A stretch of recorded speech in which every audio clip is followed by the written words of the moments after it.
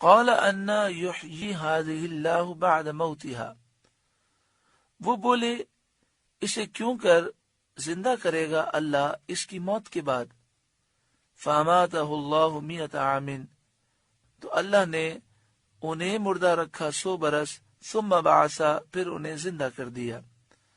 قال کم لبثت، اللہ نے فرمایا آپ یہاں کتنا ٹھہرے. قال لبثت یوما او بعد یوم، آپ نے عرض کی دن بھر ٹھہرا ہوں گا یا کچھ کم. قال بل لبثت 100 عام، فرمایا نہیں بلکہ آپ کو 100 برس گزر گئے. فانظر الى طعامک وشرابک، اپنے کھانے اور پانی کو دیکھیے. لم یتسنى، بو بھی نہ لایا، اس میں بدبو کوئی پیدا نہ ہوئی.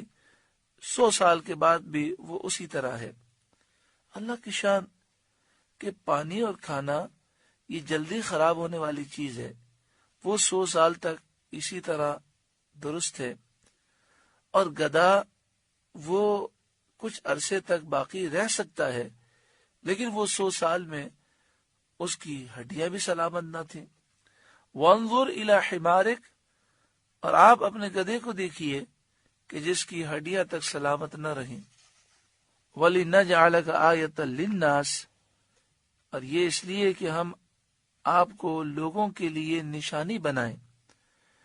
وانظر الی العظام، اور آپ ان ہڈیوں کو دیکھیے.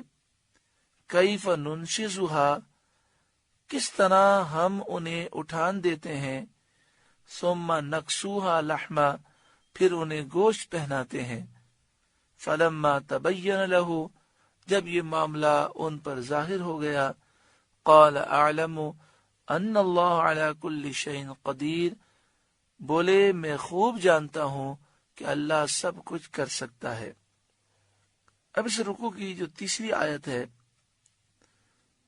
اس میں بھی ایک واقعہ ہے جس میں اللہ کی قدرت کا ذکر ہے.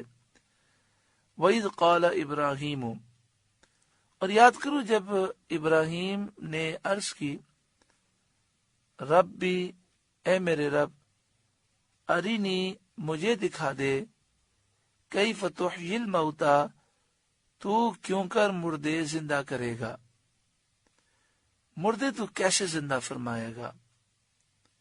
قال اولم تؤمن، فرمایا کیا تجھے یقین نہیں. قال بلا، عرض کی یقین کیوں نہیں، ضرور یقین ہے. ولکن لیطمئن قلبی، مگر یہ چاہتا ہوں کہ میرے دل کو قرار آ جائے. اللہ رب العالمین تو عالم الغیب والشہادہ ہے، وہ جانتا ہے. لیکن اس سوال میں حکمت یہ بیان ہوئی تاکہ سوال اور جواب سے لوگ جان لیں کہ حضرت ابراہیم علیہ السلام کا یہ سوال اس لیے تھا کہ آپ کے ایمان میں مزید عروج پیدا ہو. آپ اپنی آنکھوں سے یہ منظر دیکھنا چاہتے تھے کہ مردے کس طرح زندہ ہوں گے.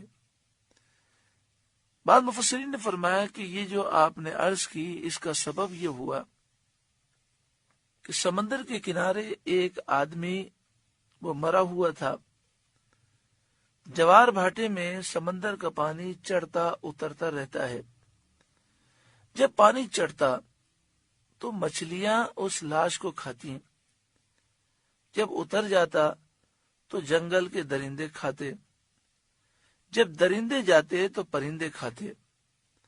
حضرت ابراہیم علیہ السلام نے یہ ملاحظہ فرمایا تو آپ کو شوق ہوا کہ آپ ملاحظہ فرمائیں کہ مردے کس طرح زندہ کیے جائیں گے.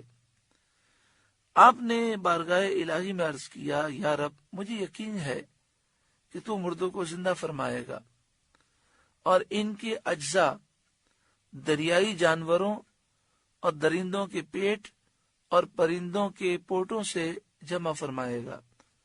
لیکن میں یہ عجیب منظر دیکھنے کی آرزو رکھتا ہوں. مفسرین کا ایک قول یہ بھی ہے کہ جب اللہ تعالیٰ نے حضرت ابراہیم علیہ السلام کو اپنا خلیل بنایا، ملک الموت رب العالمین سے اذن لے کر آپ کو یہ بشارت سنانے آئے. آپ نے بشارت سن کر اللہ کی حمد کی اور ملک الموت سے فرمایا کہ اس کی علامت کیا ہے؟ انہوں نے عرض کیا یہ کہ اللہ تعالیٰ آپ کی دعا قبول فرمائے گا اور آپ کے سوال پر مردے زندہ کرے گا۔ تب آپ نے یہ دعا کی۔ قال، اللہ نے فرمایا فخذ اربعۃ من الطیر، آپ 4 پرندے لیں، فصرہن الیک، پھر انہیں اپنے ساتھ مانوس کر لیں تاکہ اچھی طرح شناخت ہو جائے۔ جب یہ دوبارہ زندہ ہو تو آپ انہیں پہلے سے جانتے ہو کہ یہ وہی ہیں جو پہلے تھے، اللہ نے انہیں دوبارہ زندہ فرمایا۔ ثم اجعل علی کل جبل منہن جزءا، پھر ان کا ایک ایک ٹکڑا ہر پہاڑ پر رکھ دیجئے۔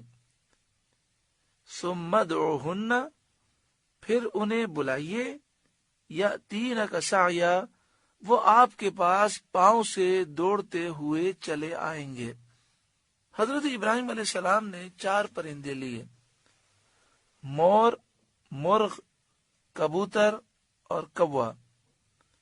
انہیں اللہ کے حکم سے ذبح کیا، ان کے پر اکھاڑے اور کیما کر کے ان کی اجزاء باہم ملا دیے اور اس مجموعے کے کئی حصے کیے۔ ایک ایک حصہ ایک ایک پہاڑ پر رکھا اور سب کے سر اپنے پاس محفوظ رکھ لیے۔ پھر ان پرندوں کا نام لے کر آپ نے انہیں بلایا۔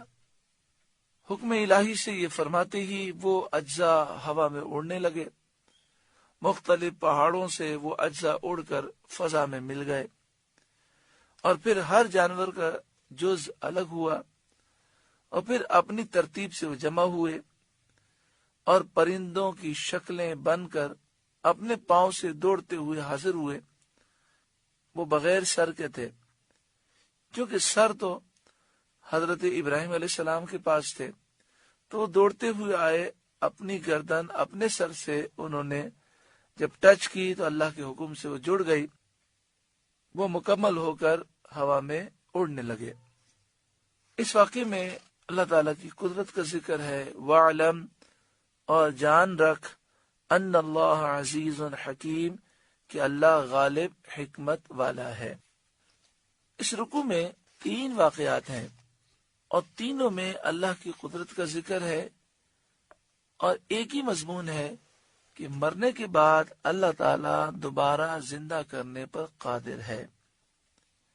وہی زندگی دینے والا ہے، وہی موت دینے والا ہے۔ اس پورے رکوع میں درس یہ ہے کہ ایک نہ ایک دن ہمیں مرنا ہے، اور مرنے کے بعد اللہ کے حضور ہمیں کھڑا ہونا ہے، ہمیں اللہ کے حضور کھڑے ہو کر جواب دینا ہے۔ ہم سچی پکی توبہ کریں، موت کی تیاری کریں، ہم سوچیں کہ یہ گناہوں بھرے نامہ اعمال لے کر ہم اللہ کے حضور کیسے جائیں گے۔ اللہ تعالی ہمیں توبہ کی توفیق عطا فرمائے۔ سورہ بقرہ کا 35واں رکوع مکمل ہوا۔ اللہ تعالیٰ اس کے نور سے ہمارے قلوب کو روشن اور منور فرمائے۔